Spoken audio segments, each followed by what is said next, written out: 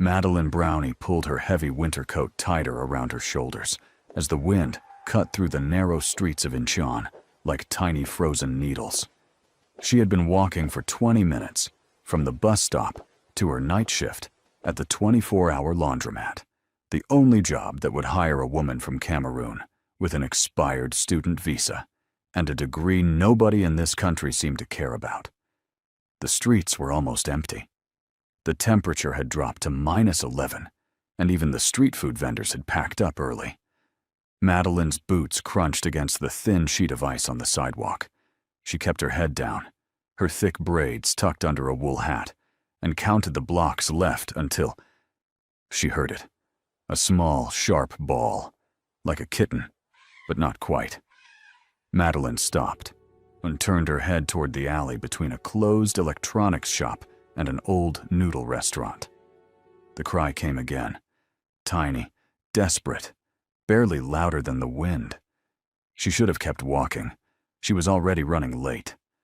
Mr. Go at the laundromat docked her pay for every 5 minutes she missed. But something pulled her, something deep in her chest that she could never explain, and she stepped into the alley. There, sitting on a flattened cardboard box behind a dumpster, was a little girl. She couldn't have been older than 5. She was wearing a thin pink dress, a party dress, the kind with ruffles and a satin ribbon at the waist, and white shoes with tiny buckles. No coat, no hat, no gloves. Her small body was shaking so hard that her teeth made a rapid clicking sound, and her lips had turned a terrible shade of blue. So, Madeline dropped to her knees instantly. Oh no, no, no. Hey, little one. Hey. The girl looked up. Her eyes were wide, red-rimmed, and full of tears that had frozen in tiny streaks down her round cheeks. She said something in Korean, fast, shaking, barely understandable. Madeline's Korean was functional at best. She understood cold and scared, and where, enough to piece together that this child was lost, terrified, and minutes away from real danger. Okay, I've got you. Madeline didn't think twice. She unzipped her coat, the big, puffy, dark green one she had saved 3 months' worth of tips to buy, and wrapped it around the little girl like a cocoon. The coat swallowed her entirely. Only her small face peeked out from the top. The girl blinked, stared up at Madeline, then slowly, or like a flower opening after a long frost, she stopped shaking. There, Madeline whispered, her own body immediately punished by the vicious cold. She was now in nothing but a thin, long-sleeve shirt and jeans. The wind hit her like a wall of ice. But she didn't flinch. She had grown up in Douala, where the heat could melt the road, and she had survived worse things than a cold night. She survived being alone. She could survive this. "What's your name?" Madeline asked gently, pointing at herself. Madeline. Then she pointed at the girl.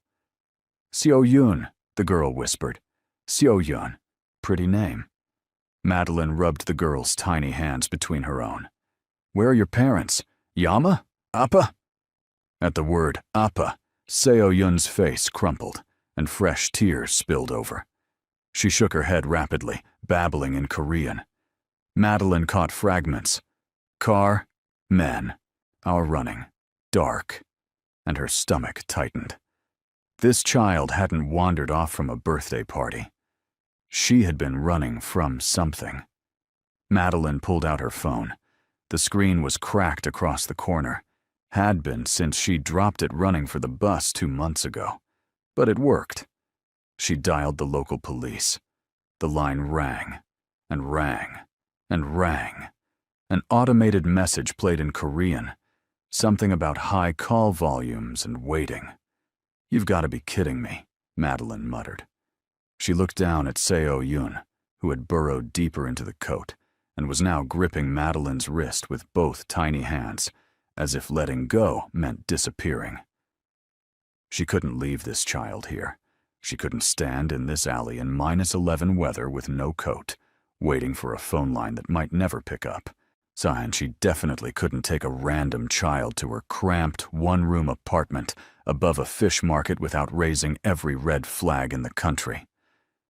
Think, Madeline. Think. The convenience store. 3 blocks east. It was open all night. It was warm. And the owner, an elderly woman named Mrs. Bake, had always been kind to Madeline. She would know what to do. Seo Yun, Madeline said, crouching so they were eye to eye. I'm going to carry you somewhere warm, okay? Warm. Ta tooth and God. The girl hesitated, then nodded. Madeline lifted her, she weighed almost nothing, and began walking fast, shielding the child from the wind with her own body. The cold invaded every part of her. Her fingers went numb within a minute. Her ears stung like someone was pressing hot needles into them. Her jaw locked tight to keep her teeth from chattering, but she kept walking. She made it to Mrs. Beck's store in 6 minutes. The bell above the door chimed as she pushed inside, and the blast of heated air hit her so hard her eyes watered. Mrs. Beck looked up from behind the counter, startled. Her eyes went from Madeline, shivering, coatless, with frost forming on her braids, to the tiny child, bundled in the oversized green coat. "Hey, Goo!" Mrs. Beck rushed around the counter. "What happened? Whose child is this?" Madeline set Seo Yun down on a chair near the heater. "I found her in the alley near the noodle shop. She's alone. She's scared. I tried calling the police, but the lines are always jammed on cold nights," Mrs. Beck said, already pouring warm barley tea into a paper cup and bringing it to Seo Yun. On people calling about frozen pipes and car accidents. She looked at the girl closely. This dress, this isn't a cheap dress. Madeline hadn't thought about that. But now that Mrs. Bayek mentioned it, the fabric of that party dress was silk, the shoes were real leather, and on Seo Yun's tiny wrist, half hidden by the coat sleeve, was a bracelet made of what looked like actual diamonds. A 5-year-old wearing diamonds, in an alley, alone. Mrs. Bayek's face changed. She went pale, then looked at Madeline with an expression that was no longer just concerned. It was afraid. "Madeline, where exactly did you find this child?" "Between the electronics shop and that old noodle place." "Why?"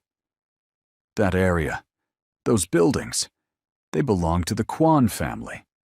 Madeline stared. "Who?" "The Kwan family." Mrs. Beck's hands were trembling now. "Everyone in Incheon knows who they are. Kwan Tai-sik. He runs everything. Import, export, construction, real estate. But those are just the businesses people can see. Underneath," she trailed off, glancing at Seo Yun, who was sipping the tea with both hands. "Are you saying this girl belongs to a crime boss?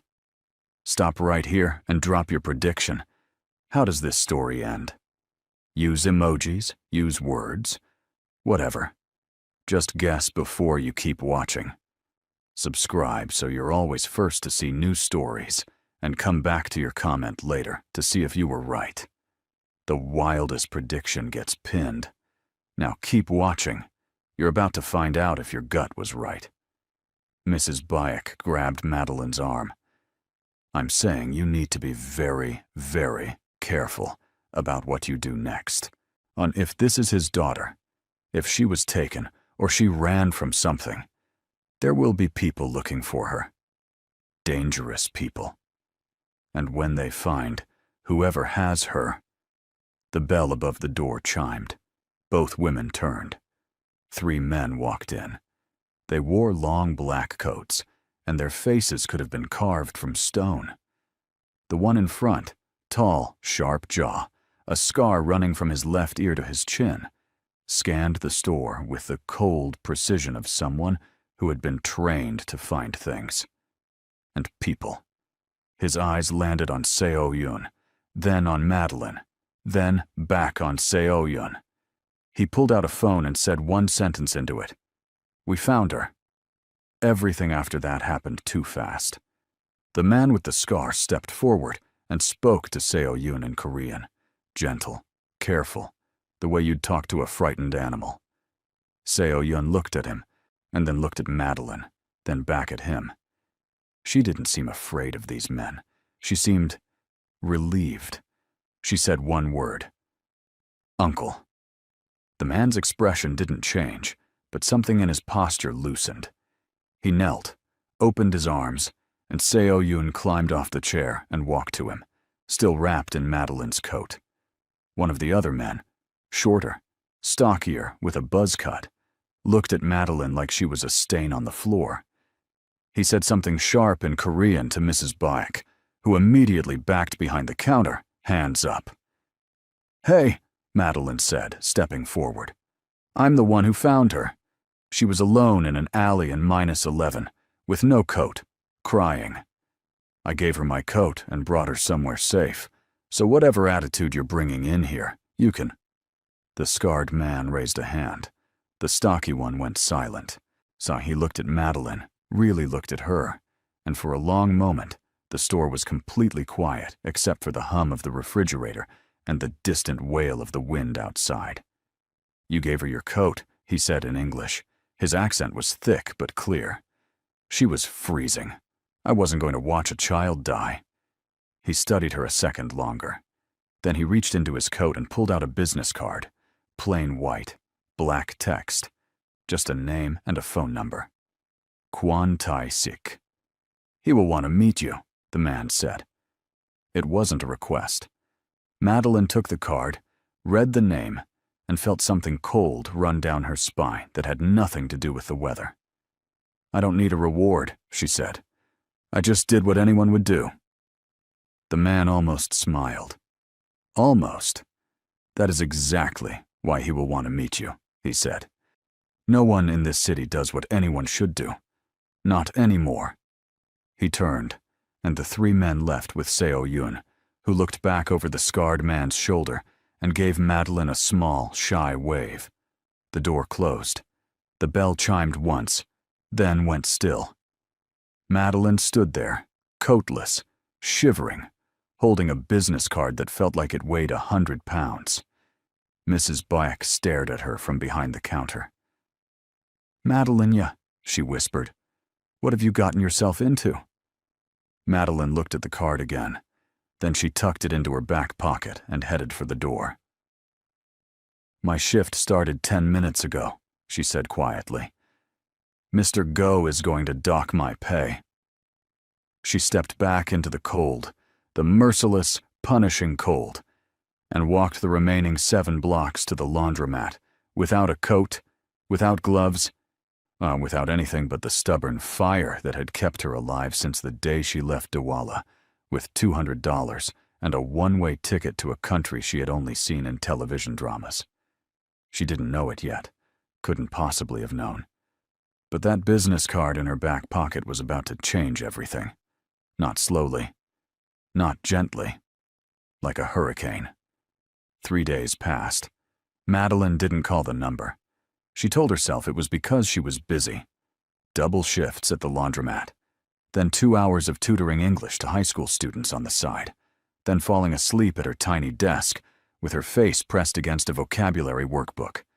She told herself it was because the card was probably nothing. A polite gesture from a man who had more important things to worry about than a foreign woman who lent a coat. But the truth she didn't say out loud, not even to herself, was that she was afraid. Everyone knew what the word mafia meant. She had seen the movies. She had heard Mrs. Baek's voice shake when she said the name Kwon. And she had seen the way those 3 men walked into that store, like they owned the air inside it. So she didn't call. On the 4th day, the call came to her.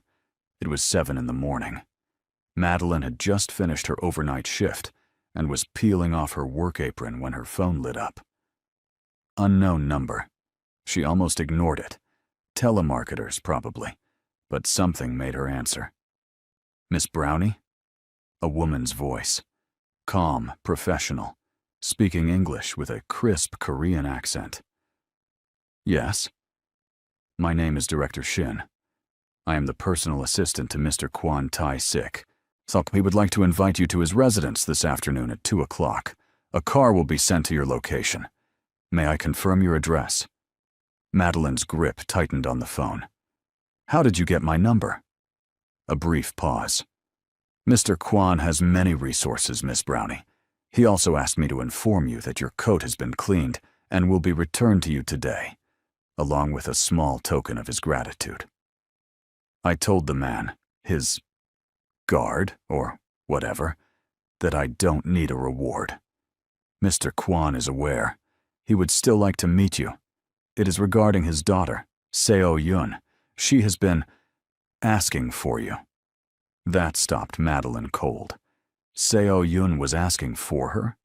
She thought of that tiny face peering out from the coat, that shy wave over the man's shoulder, those frozen tear tracks on round cheeks.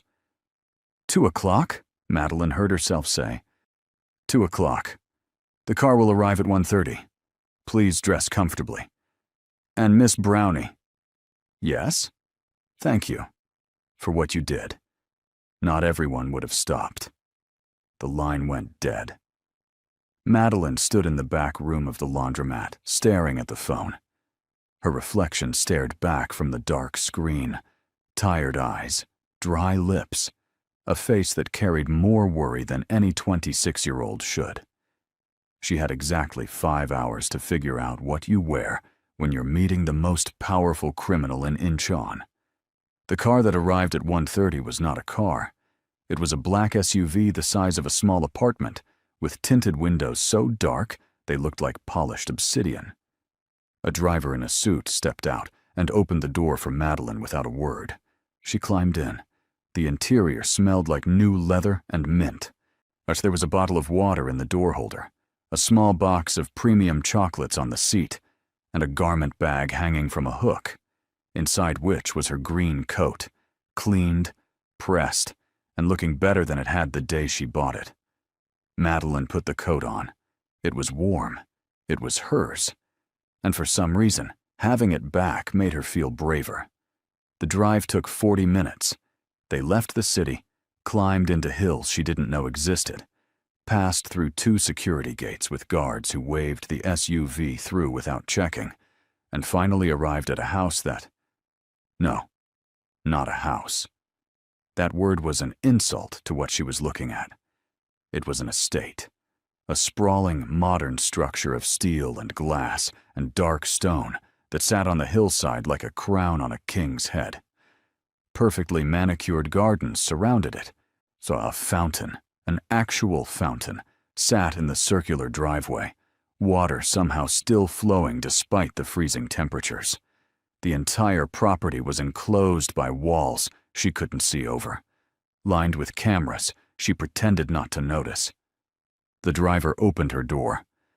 "This way, please." Madeline stepped out, clutching her bag, a worn canvas thing she'd had since university, and followed the driver up a wide stone staircase to a set of enormous double doors. They opened before she reached them. Standing on the other side was a woman in a tailored gray suit, hair pulled back in a sleek bun, with the kind of posture that suggested she had never slouched a day in her life. "Miss Brownie, I'm Director Shin. Welcome." Madeline shook her hand. "Thank you. This place is so a lot." Director Shin's mouth twitched, the closest thing to a smile Madeline suspected she ever allowed. "It is. Please follow me." They walked through a foyer that could have held Madeline's entire apartment 4 times over. Through a hallway lined with art, not the mass-produced kind, but actual paintings, with texture and weight, and small brass plates with artist names she didn't recognize. Past a staircase that curved upward like a ribbon. Past 2 more men in suits who acknowledged Director Shin with tiny nods. Finally, they reached a set of glass doors that overlooked a garden. Director Shin stopped. "Mr. Kwan is inside.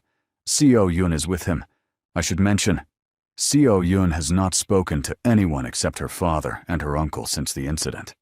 She has been very quiet, very withdrawn. But this morning, She drew a picture of a woman in a green coat and asked her father to find her. Madeline's chest ached. She drew a picture.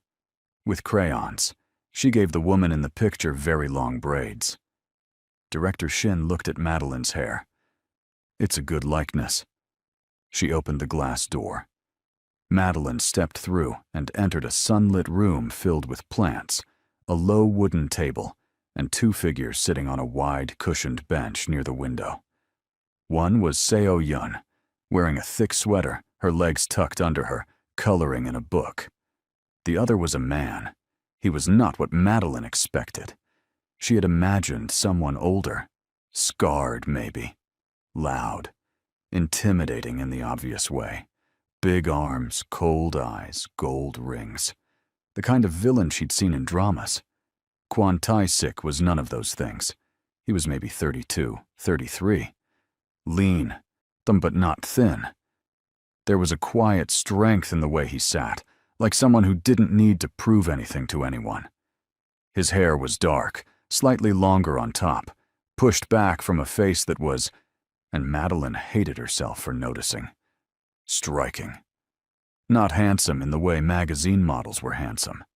Striking in the way a storm is striking. Something about his features, the sharp line of his jaw, the depth of his gaze, the stillness, made you want to look and keep looking. He was wearing a simple black shirt with the sleeves rolled to his forearms and dark trousers. No jewelry except a watch. No gold, no flash. He looked up when Madeline entered, and their eyes met. There was a silence. A real one, not awkward, not tense, just full. Like the room was holding its breath. Then Seo Yun looked up.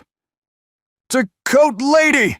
She launched off the bench like a rocket, crossed the room at full speed, and crashed into Madeline's legs with a hug so fierce it nearly knocked her sideways. "Coat lady! Coat lady! Coat lady!" Seo Yun chanted, looking up with a grin so wide it took up half her face. Madeline laughed, a real, full laugh, the kind she hadn't let out in months, and crouched down to hug her back. "Hey, little one, you look a lot better than the last time I saw you. I drew you." Seo Yun grabbed Madeline's hand and dragged her toward the bench. "Come see, come see." Behind them, Kwon Tae-sik stood. He watched the woman, this stranger in a green coat, let his daughter pull her across the room, laughing, crouching to see a crayon drawing, telling Seo Yun that the picture was beautiful and that the braids were perfect, when no one had made his daughter laugh in 11 months, not since her mother died, not once, until now. He straightened his watch, took a breath, then walked over. "Miss Brownie." Madeline stood, still holding Seo Yun's hand. Up close, Kwon Tae-sik was even more intense. His voice was low, controlled, with a weight to it that made every word feel deliberate. "Mr. Kwon, I owe you a debt," he said. No smile, no small talk, just directness, clean as a blade. "You saved my daughter's life. The doctor said another 20 minutes in that temperature, and she would have had severe frostbite. Possibly worse. I just gave her a coat. You gave her your only coat. In -11. And then you walked to a warm place carrying her, without anything to protect yourself." He paused. Director Shin retrieved the security camera footage from the surrounding streets. "I saw the whole thing." Madeline blinked. "You watched security footage of me? I needed to understand what kind of person you are. And? What did the footage tell you?" He held her gaze. "That you are either the bravest person in this city or the most reckless. I haven't decided which. Probably both," Madeline said, before she could stop herself. The corner of his mouth shifted. Not a smile. Something before a smile, like the preview of one. "Sit," he said. "Please. I would like to discuss something with you." They sat across from each other at the low table, while Seo Yun colored between them. occasionally holding up her drawings for approval. Madeline complimented every single one, to even the one that was apparently a dragon, but looked more like a lumpy cloud with legs. Tea was brought by a quiet woman in an apron who appeared and disappeared like a ghost, and Tai-sik poured for them both. "I'll be direct," he said. "My daughter was taken from a private event 4 nights ago. A rival organization, people I have been in conflict with for years, used the occasion to send a message. They took her from the party, drove her across the city, and abandoned her in that alley." Madeline's blood ran cold. "They left a 5-year-old in an alley? In that weather? On purpose? To punish me, to show me that they can reach anyone I love." His jaw worked, and for the first time, Madeline saw something crack behind those controlled eyes. Not rage, something deeper. Fear. The kind only parents know. "Hey, if you hadn't found her." He stopped. Seo-yun held up a drawing of a cat. "Appa, look." "Beautiful," he said, and his voice was so gentle when he spoke to his daughter that Madeline felt her chest tighten. He turned back to her. "I have increased security. I have dealt with the immediate threat. But Seo-yun, she has not been the same since her mother passed. She doesn't trust easily. She doesn't open up to the nannies, the tutors, anyone. She has nightmares. She barely speaks some days." He paused. "And then you appeared, a stranger. And she ran to you like she had known you her whole life." Madeline looked down at Seo-yun, who was now leaning against her arm while coloring, completely at ease. "What are you asking me, Mr. Kwon?" "I want to hire you as Seo-yun's personal companion and caretaker. Full-time. You would live here, force in the guest wing. Your salary would be significant, and I would personally ensure that your visa situation is resolved." The room went quiet. You can do that," Madeline whispered. "The visa? Miss Brownie, there is very little in this country I cannot do." She believed him. That was the terrifying part. She believed every word. "I need to think about it," she said. This is a lot. Take 3 days. Director Shin will give you a number to call when you've decided." He stood, and the meeting was apparently over. But as Madeline rose and gently detached Seo-yun's hand from her sleeve, the girl whimpering a little at the separation, Tai-sik spoke again. "One more thing." "Yes. The people who took my daughter, they have not been fully dealt with. If you accept this position, then you should know that my world is not a safe one. There are risks, real ones." His eyes were unblinking. "I will protect you. That is my promise. But I want you to choose with your eyes open." Madeline held his gaze for a long, loaded moment.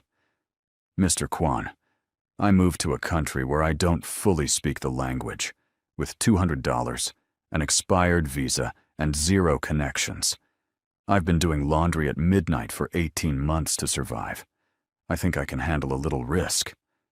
This time he actually smiled. Small. Brief.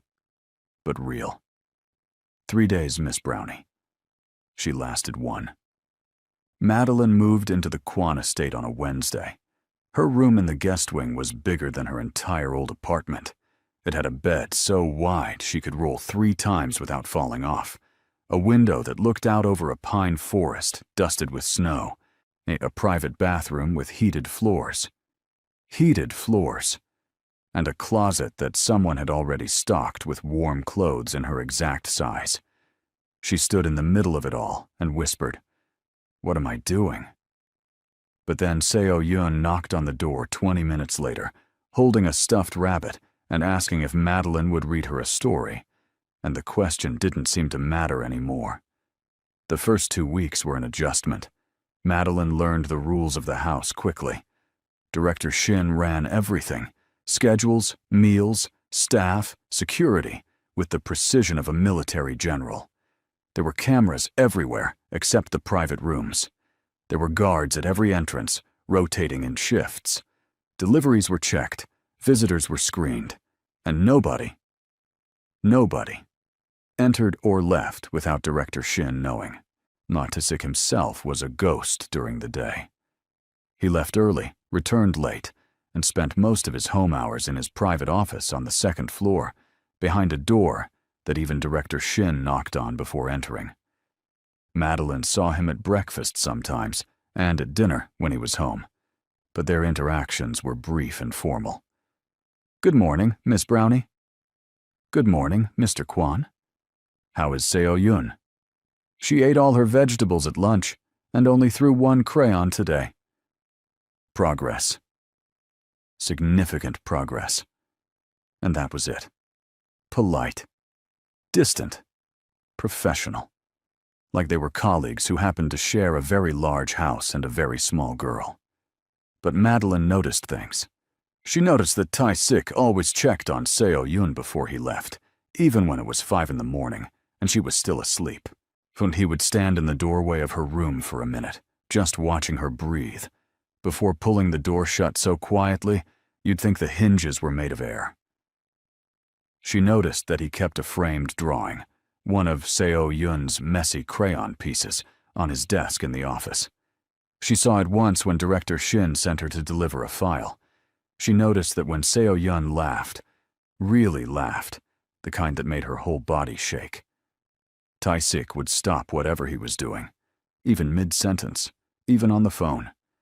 He would stop and listen, and something would cross his face that was too raw, too private, too human for a man the world called a monster. Madeline noticed all of it, and she tried very hard not to care. Week 3 changed everything. It started with Seo-yun's nightmares. Madeline had been warned about them by the head housekeeper, the stern woman named Mrs. Yu.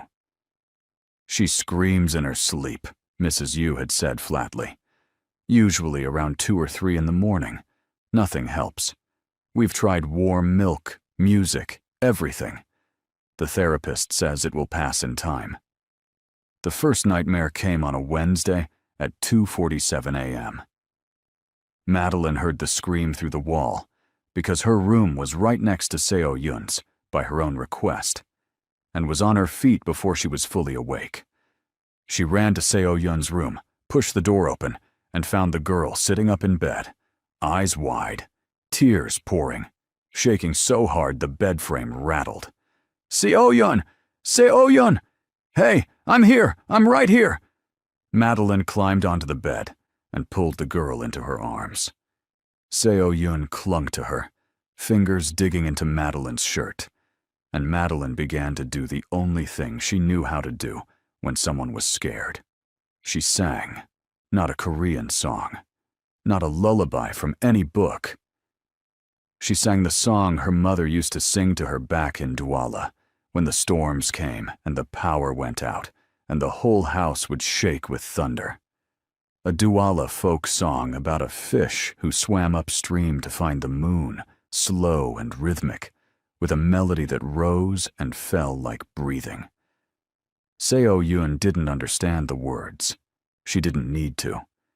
The melody did the work, wrapping around her like a second blanket, smoothing the sharp edges of whatever nightmare had torn her from sleep. Within 4 minutes, she was asleep again. Madeline stayed.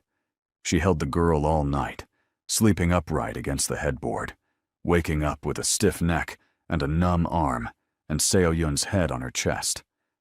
She didn't know that Tai-sik had come to the door. She didn't know he had heard the scream too, and had run from his room at the end of the hall, had arrived at Seo-yun's door just in time to see Madeline pull his daughter into her arms and begin singing. She didn't know he had stood in the doorway for 10 minutes, listening, watching his daughter's body slowly stop trembling, watching this woman, this stranger who was no longer a stranger, hold his child like she was the most precious thing in the world. She didn't know he had stayed until the singing stopped, until both of them were asleep, until he was sure. She didn't know any of that. But it was the night everything shifted. After that, the nightmares came almost every night. And every night, Madeline was there. She learned to sleep lightly, one ear always tuned to the wall, ready to run. She built a routine, a warm cup of cocoa before bed, a story, always a story from Cameroon, because Seo Yun loved the animals and the colors. Then the song, the same song, always, and slowly, so slowly you almost couldn't see it happening, Seo Yun began to heal. She started talking more, not just to Madeline, but to Mrs. Yu, to the cook, to Director Shin, who, to everyone's shock, was seen smiling once. She started eating full meals without being coaxed.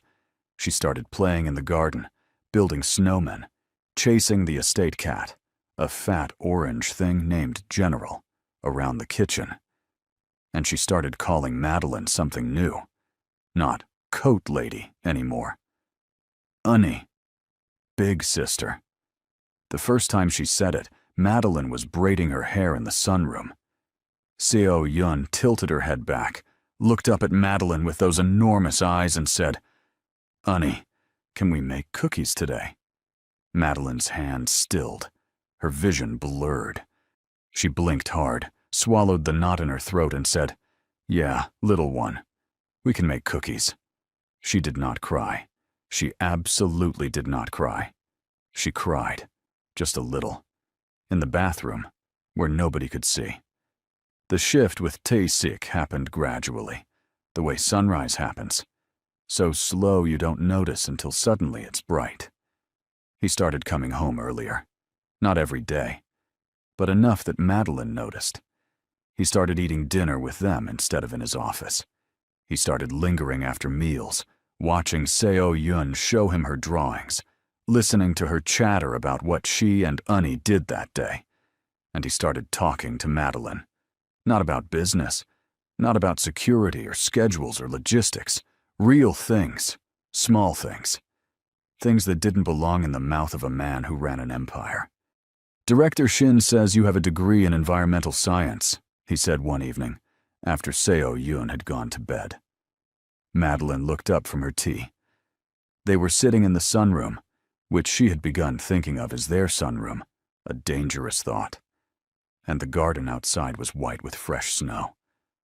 "I do, from the University of Douala, for all the good it does me here." "Why did you leave Cameroon?" She paused. Not because the question was rude, his tone was genuinely curious, but because the answer was complicated in ways that didn't fit into small talk.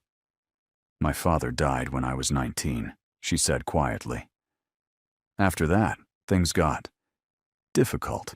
For my mother, for my younger brothers. I came here on a student visa to study Korean and find work. The plan was to send money home. The visa expired. The work wasn't what I expected. And suddenly I was stuck. Stuck. Between going home with nothing and staying here with almost nothing." She shrugged.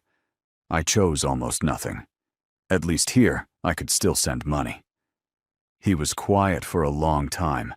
Then, "Your mother. She raised you well. She raised me to never walk past someone who needs help, even when it's inconvenient." Madeline tilted her head. "Even when the person who needs help happens to be the daughter of the most feared man in Incheon." "I'm not feared," Tae-sik said, and there was something in his voice, not defensiveness, something sadder. "I'm avoided. There's a difference." "What's the difference?" "Fear means people run because they think you'll hurt them. Being avoided means people stay away because they've decided you're dangerous before they've ever spoken to you." He looked at her. "You didn't avoid me. I didn't know who you were when I picked up your daughter. By the time I found out, it was a little late to run. And now that you know?" Madeline held his gaze. The room was warm. The snow was falling. Somewhere in the house, General the cat was probably knocking something off a table. "Now I think you're a man who checks on his daughter at 5 in the morning when she's still asleep, who keeps her crayon drawings in his office, who sat through a 40-minute tea party with stuffed animals last Tuesday without once looking at his phone. She set down her cup. I've seen plenty of dangerous men, Mr. Kwan. Real dangerous men don't sit through tea parties. He stared at her. And for the first time since she'd met him, the wall behind his eyes, that careful, controlled, armored wall, cracked. Just a fraction, and just enough for her to see something real on the other side.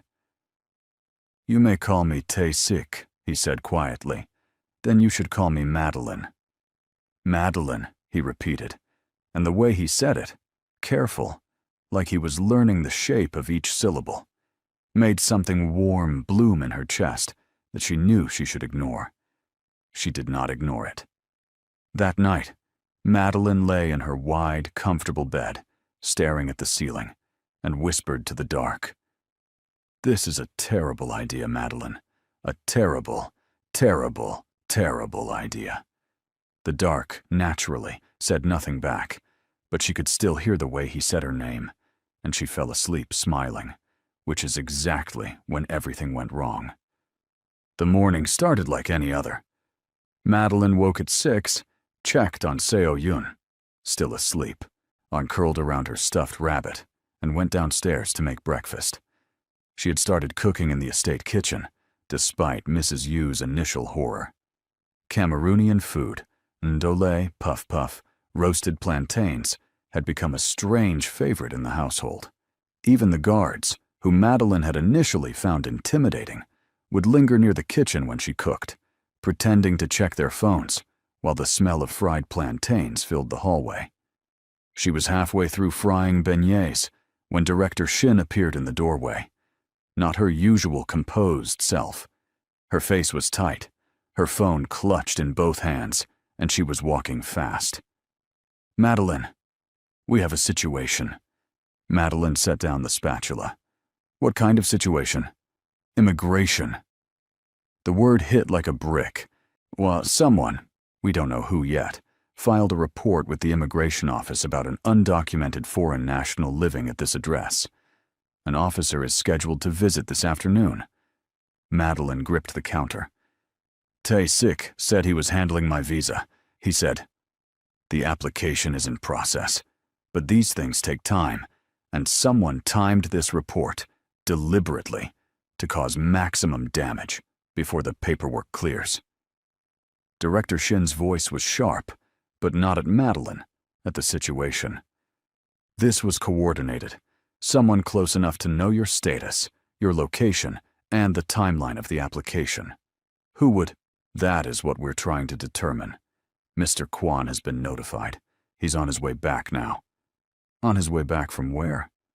Director Shin hesitated. A meeting in Jeju. Well, he left at 4 this morning. Jeju was an island, hours away by plane. He can't just... He's already on the plane, Madeline. He turned around the moment I called him. Madeline sank into a chair. The beignets sizzled unattended. Her mind raced. If the immigration officer came, if they found her without valid papers, she would be detained, deported, sent back to Cameroon with nothing, to a family she had been supporting from a distance for 2 years. And Seo-yun would wake up and Madeline would be gone, just like her mother, just like the night in the alley. Another person who disappeared. That's not going to happen, Madeline said aloud, more to herself than to Director Shin. I'm not disappearing on that little girl. No, Director Shin agreed. You're not. We have a plan, but you need to trust me. The plan was this. Director Shin had a contact at a law firm that specialized in immigration cases. They could file an emergency petition, something called a humanitarian protection request, based on Madeline's circumstances. It wasn't a guarantee, but it would legally prevent detention while the petition was reviewed. The lawyer was already drafting the paperwork, but they needed Madeline's documents. All of them. Her passport, her expired visa, her university degree, her employment records, everything. And most of those documents were in her old apartment, the one above the fish market, the one she hadn't been back to since she moved to the estate. "I'll go get them," Madeline said, already grabbing her coat. "You're not going alone," Director Shin said. She signaled, and the man with the scar, whose name Madeline had learned was Jae-won, appeared from the hallway. "I'll drive," Jae-won said. They took a smaller car this time, less conspicuous, and drove into the city in tense silence. Jae-won kept checking the mirrors. Madeline kept checking her phone. A message from Tae-sik. "I'm landing in 2 hours. Don't leave the estate." She typed back. "Already left. Getting my documents. Don't worry." His reply was instant. Madeline. Just her name. But she could feel the weight behind it. The frustration, the concern, the barely controlled urgency. She could practically hear his voice. She put the phone away and focused on the road. The apartment was exactly as she had left it. Small, cold, and smelling faintly of fish from the market below. Madeline dug through a cardboard box under her desk and found the folder with everything she needed. A passport, visa papers, degree certificates, her mother's letter of support. All of it. She was turning to leave when she noticed something wrong. The lock on her front door, the one she had closed behind her when she came in, was no longer latched. She hadn't unlocked it from the inside, which meant someone had opened it from the outside. "Jae-won?" she called toward the stairwell. No answer. Madeline's heart rate spiked. She grabbed the folder, held it tight against her chest, and stepped toward the door. She pulled it open and found herself face to face with a woman she had never seen before. The woman was Korean, maybe late 30s, beautiful in a polished, deliberate way. The kind of beauty that was maintained with precision and money. She wore a cream-colored coat, her hair was perfectly styled, and she was smiling. But the smile didn't reach her eyes, not even close. "So you're the one," the woman said in English, looking Madeline up and down with an expression that managed to be both curious and dismissive. "The coat lady. Tae-sik's new project. Who are you?" Madeline's voice was steady, but every nerve in her body was firing. "My name is Yoon Se-ri. I'm Seo Yoon's aunt, her mother's sister." The smile sharpened. "And I think it's time we had a conversation about what you're really doing in my niece's life." They sat in a coffee shop 2 streets away. Madeline's choice, because she was not having this conversation in her cramped apartment, and she was not getting into this woman's car. Jae-won, who had been waiting by the vehicle and was visibly unhappy about this detour, stood outside the shop with his arms crossed, watching through the window. Se-ri ordered an espresso. Madeline ordered nothing. "Let me be direct," Se-ri said, stirring her coffee with a tiny spoon. "I know who you are. I know your visa is expired. I know Tae-sik is trying to fix that. And I know you've been living in his house for almost a month, playing nanny to my sister's daughter. I'm not playing anything. Tae-sik hired me to take care of Seo Yoon, and that's what I'm doing." "That's what you think you're doing." Se-ri leaned forward. "What you're actually doing is becoming very attached to a very wealthy, very powerful man's household. A man who, by the way, has a lot of enemies. And those enemies are now watching you. Is that a threat? It's a warning. From someone who actually has Seo Yoon's best interests at heart." Se-ri's eyes hardened.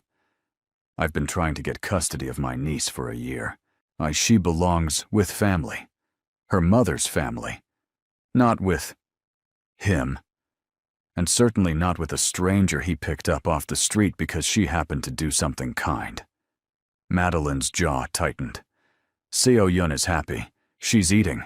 She's sleeping through more nights than she isn't. She's talking again. Whatever opinion you have about me or about Tae-sik, that child is doing better.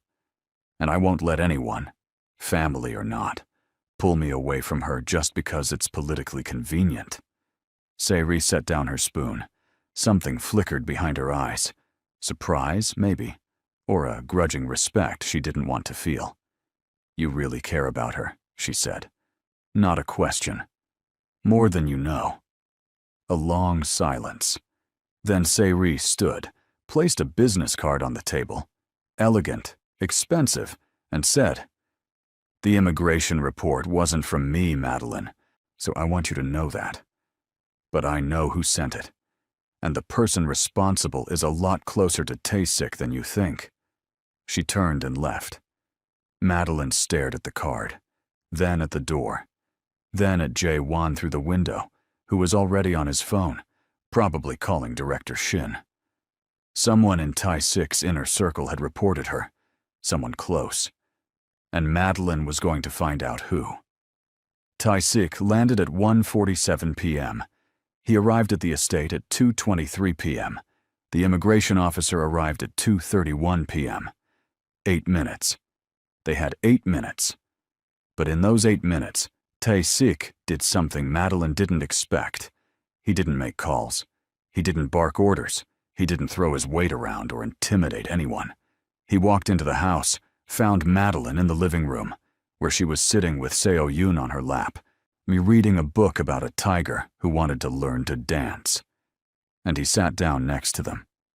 "The lawyer filed the emergency petition 30 minutes ago," he said quietly, so Seo-yoon wouldn't hear.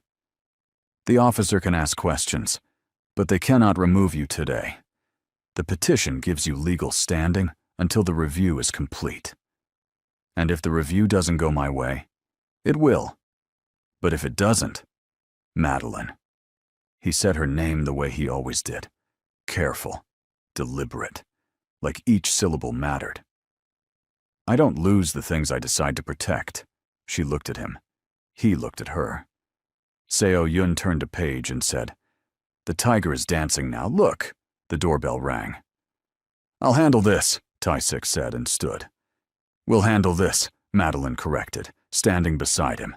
He paused, then gave her a single firm nod. So they walked to the door together. The immigration interview lasted 45 minutes. It was professional, thorough, and entirely anticlimactic. The officer, a middle-aged man with glasses and a clipboard, reviewed Madeline's documents, confirmed the pending petition, asked a series of standard questions, and left with a polite bow. No detention. No drama. Just paperwork. But the damage was done in other ways, because the visit reminded Madeline of something she had been trying to forget, that she was, in every legal sense, temporary. That this life, this warm house, this incredible child, this man who said her name like it was a prayer, could be pulled away at any moment. And now she knew something else. Someone on the inside wanted her gone.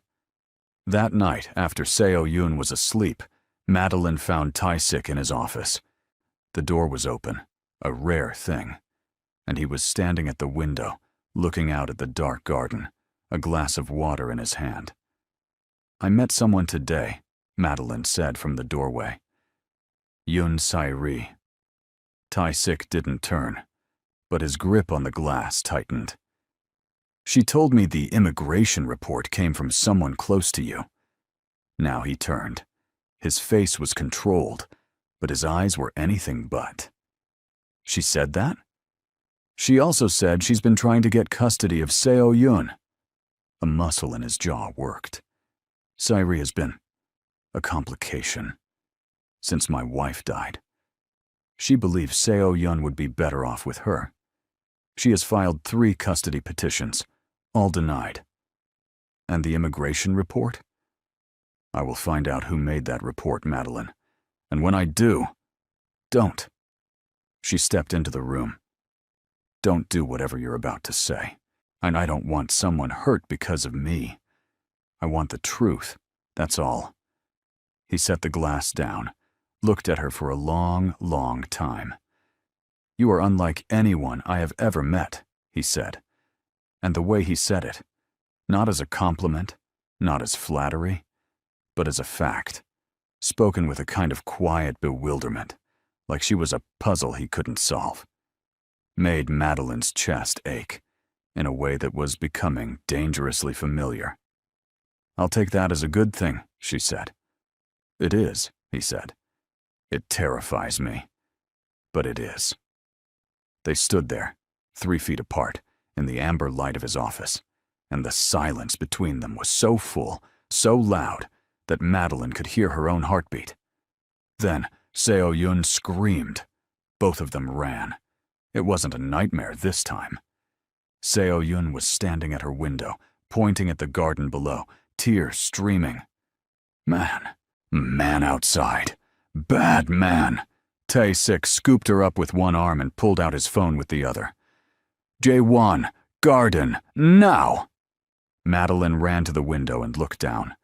The garden was dark, lit only by the landscape lights along the stone paths, and there, just at the edge of the tree line, barely visible, was a figure, standing, watching. Then the figure turned and vanished into the pines. Alarms erupted across the estate. Lights flooded the grounds. Guards swarmed the garden within 90 seconds.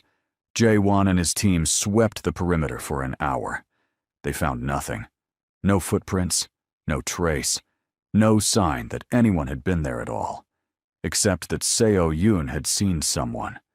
And Seo-yun, who had barely spoken for months, who was only just beginning to trust the world again, was now sitting in Madeline's lap, shaking and refusing to close her eyes. "Don't go," she whispered, gripping Madeline's shirt. "Don't go, don't go, don't go." "I'm not going anywhere," Madeline said, holding her tight. "I promise. I'm right here." Over Seo-yun's head, her eyes met Tae-sik's. He was standing in the doorway, phone in hand, face like thunder. But when he looked at Madeline, at this woman holding his daughter, keeping her safe, keeping her whole, the thunder broke. And beneath it was something so tender, it almost hurt to witness. He mouthed 2 words. "Thank you." Madeline held his gaze and mouthed back, "Always." She sang the Douala song until Seo-yun fell asleep. She sang it 3 times. And on the 3rd time, she could have sworn she heard Tae-sik humming along, quietly, roughly from the doorway, like he was trying to learn the melody, and like he wanted to carry it with him. The truth came out on a Sunday. It came, as most truths do, from an unexpected direction. Madeline was in the kitchen making plantains for Seo-yun's lunch when her phone rang. It was a number she didn't recognize, but this time, she answered without hesitation. After the past month, she had learned that unknown numbers in this world usually meant something important.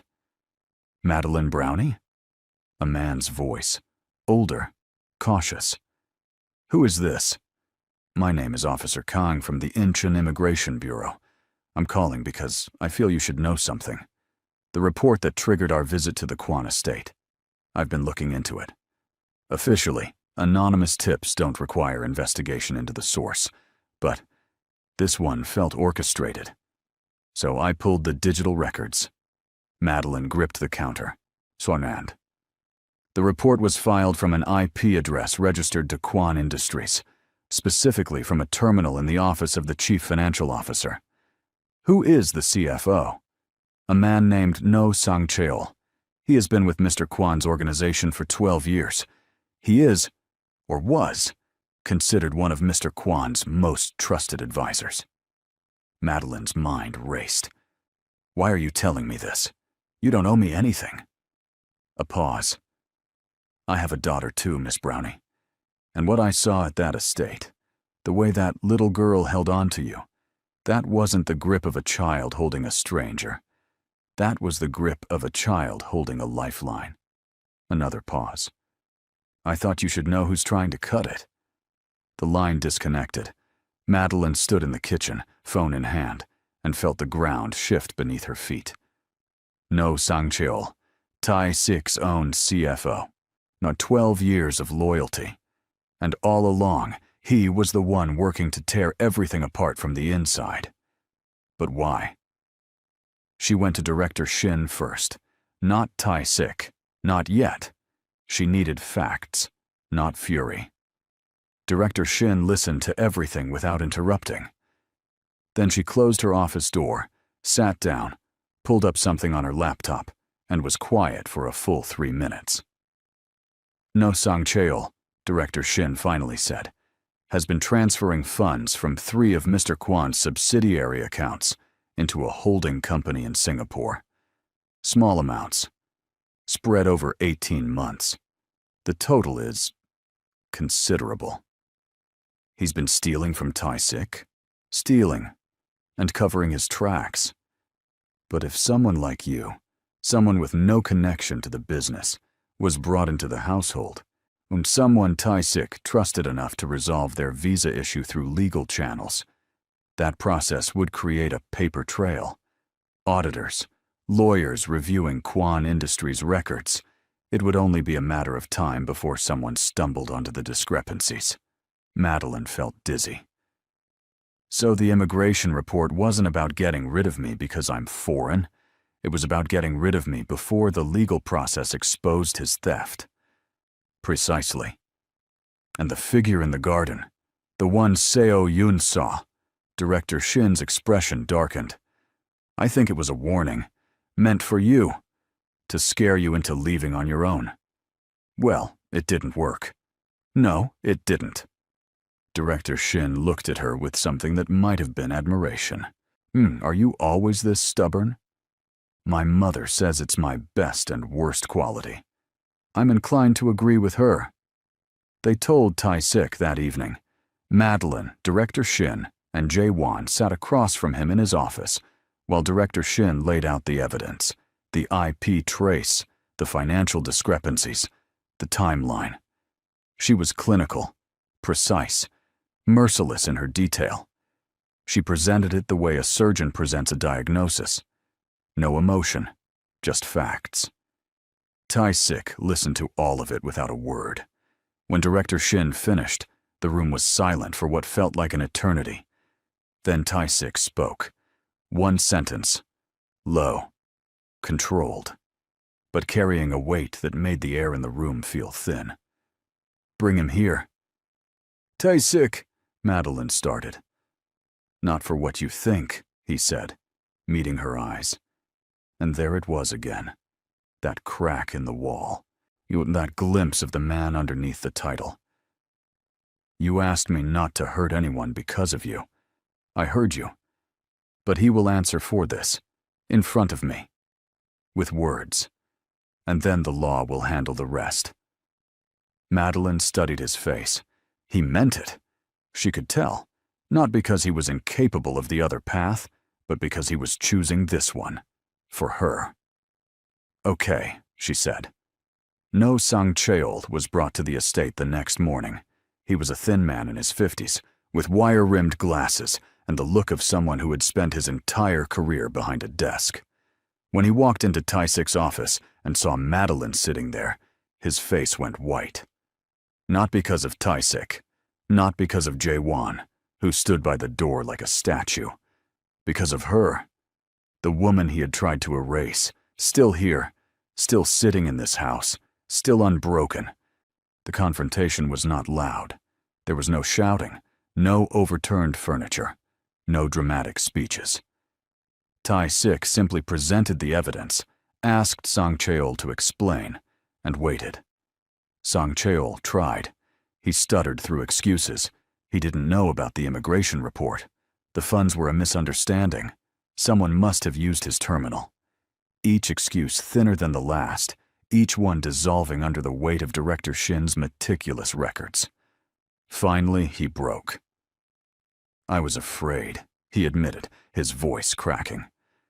I made mistakes with the money, gambling debts, bad investments. I was going to replace it. I swear I was going to replace it. But then she arrived.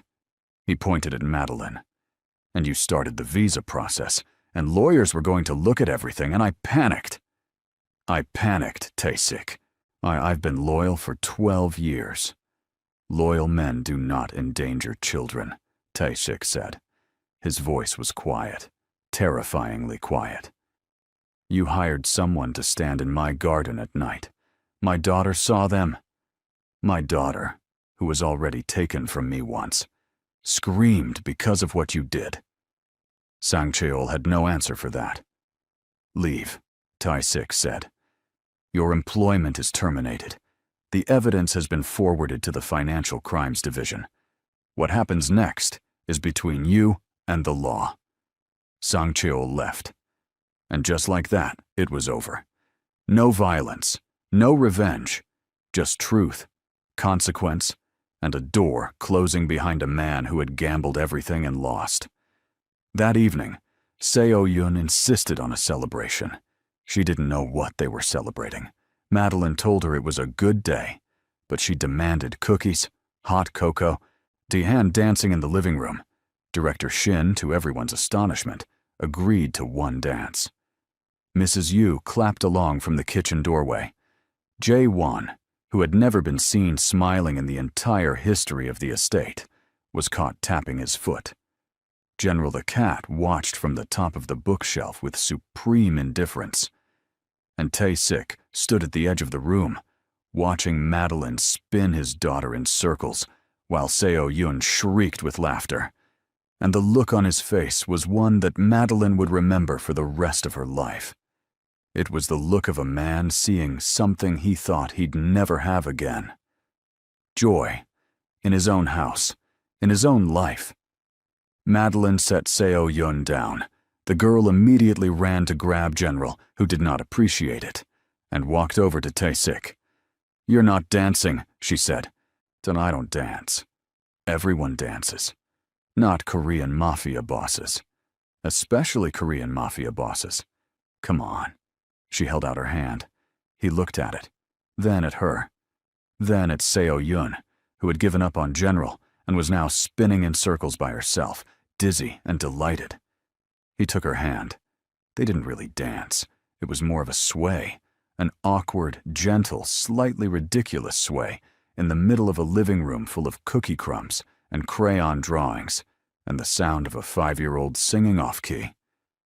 But their hands stayed intertwined, and neither of them let go. Later that night, after the cookies were eaten, the cocoa was drunk, Seo-yoon was asleep with her rabbit, and the house was quiet. Madeline stood at her bedroom window, looking out at the snowy garden. A knock at the door. Soft. She opened it. Tai-sik stood in the hallway, mind still in his clothes from the evening, hands at his sides. He looked, for the first time since she'd known him, nervous. "I wanted to tell you something," he said. "And I wanted to say it while I still had the courage, because I've been facing down rivals and threats and crises for 15 years, and none of them scared me as much as this." Madeline leaned against the doorframe. "I'm listening. When you walked into that convenience store carrying my daughter, a child you had never met in a country that hasn't always been kind to you, you did something no one else in this city would have done. You gave away your warmth, literally, in the middle of winter. For a stranger." He paused, took a breath. "And then you came into our lives and gave Seo-yoon something I couldn't give her, no matter how hard I tried. You gave her someone to trust. You gave her laughter. You gave her songs in a language she doesn't understand, and she doesn't care, because it's your voice, and your voice means safe." Madeline's eyes were burning. She blinked hard. And somewhere in the middle of all of that, between the nightmares and the tea parties and the plantains and the crayon drawings, you gave me something too. "What?" she whispered. "A reason to come home." The hallway was quiet. The snow fell outside. Somewhere in the house, General knocked something off a table, because that's what General did. "Tai-sik," Madeline's voice caught. She pressed her hand against her chest, as if she could hold everything in. "I came to this country with nothing. I had a plan. Work, survive, send money home. Don't get attached. Don't get comfortable. Like, don't let anyone close, because close means it hurts more when it's taken away. And then your daughter grabbed my coat and wouldn't let go. And then you said my name like it mattered. And now I'm standing here in this impossible house, in this impossible life, and She stopped, swallowed, started again. I don't want to be temporary anymore, Tae-sik. I want to stay. Not because of the house or the visa or the safety, because of her, and because of you. He stepped forward, not close enough to touch, just close enough that she could see his eyes, dark, deep, and for once, completely unguarded. Then stay, he said. Not as a caretaker, not as an employee.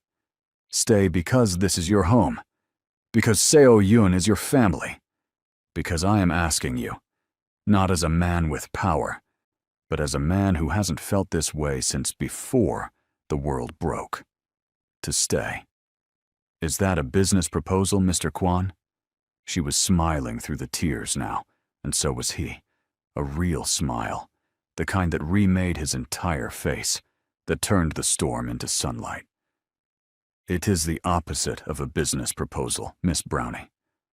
Good, because my answer is yes. He reached out and took her hand, the same hand she had offered him during the dance, and held it. Gently, carefully, like it was something precious. My mother is going to have a lot of questions, Madeline said. So is mine. Mine will want to video call. She'll cry. She'll say she's not crying. She'll definitely be crying. Mine will ask if you can cook Korean food. I'll learn. You don't have to. I want to. I want her to like me. She already likes you. Yeah, I told her about you 3 weeks ago. She sent a gift. It's been in my office because I didn't know how to give it to you without this conversation. Madeline laughed. What is it? A scarf? Hand-knitted. It's bright orange. I love it already. They stood there, hand in hand, in the hallway of a house that had once felt too big, too cold, too full of ghosts, and now, for the first time in a very long time, felt exactly right. 3 months later, Madeline's visa was approved. Permanent residency. Legal. Official. No more hiding. No more fear. No more counting the days. Director Shin personally delivered the letter to her room with a handwritten note that read, "Congratulations. You've earned this. D. Shin." Seo-yoon made a drawing to commemorate the occasion.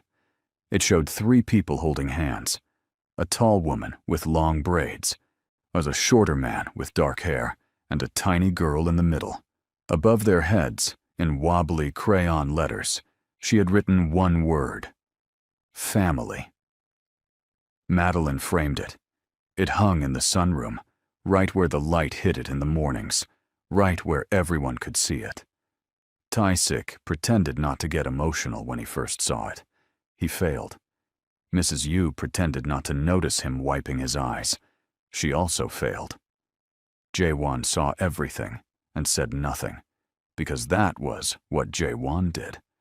And General the cat sat in the sunbeam beneath the drawing and purred, entirely unimpressed by the whole affair, which was really the most general thing he could have done. Yoon Sai-ri dropped her custody case 2 months after Sang Cheol's arrest. She showed up at the estate one afternoon, unannounced, and asked to see Seo-yoon. Madeline let her in. She watched Se-ri sit on the floor with her niece, coloring together, talking softly. She saw the way Se-ri's hands trembled when Seo-yoon hugged her.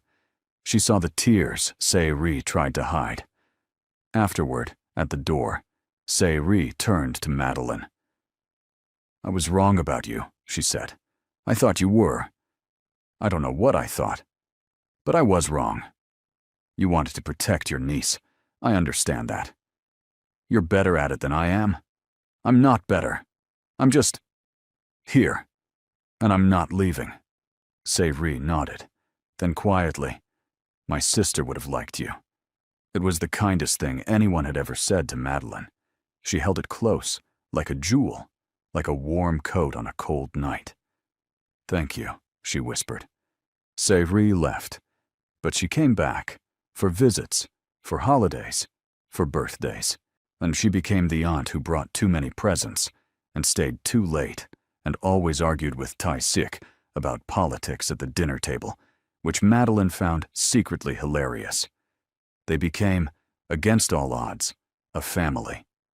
A strange, unlikely, beautiful family. And on the anniversary of the night Madeline found Seo-yoon in the alley, they returned to that same street in Incheon, all three of them. The electronics shop had become a bakery.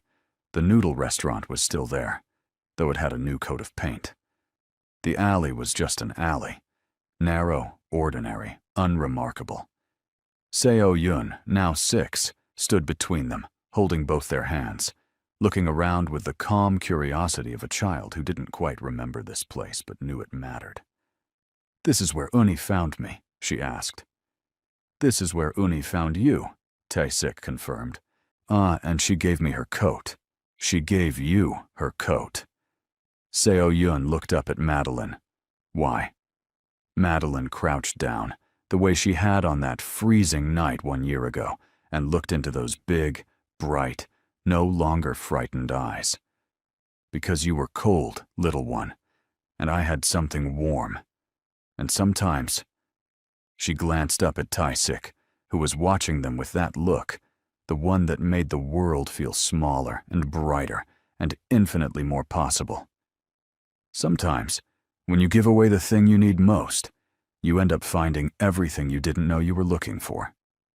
Seo-yoon considered this with the deep seriousness that only 6-year-olds possess. "Like a family?" she asked. Madeline smiled. "Exactly like a family." Seo-yoon nodded, satisfied. Then she tugged both their hands and said, "Can we get hotdog now? And I'm hungry." Tae-sik guffawed, the kind that turned heads on the street, the kind that Madeline had been collecting like treasures since the first time she heard it. "We can get hotdog," he said. And they walked down the street together, the Cameroonian woman, the Korean man, and the little girl between them, into the warm glow of the city lights, into a life that neither of them had planned, but both of them had chosen, into a future that was imperfect and uncertain, and absolutely, completely, wonderfully theirs.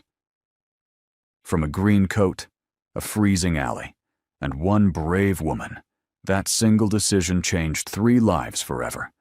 And every story on this channel carries that same heart, that same moment where everything shifts and nothing is ever the same. Subscribing takes less than a second, but what you get back are stories that make you laugh, untighten your chest, and make you believe kindness can crack open the biggest doors. Tap subscribe, tap that bell, because what's coming next is something you do not want to miss.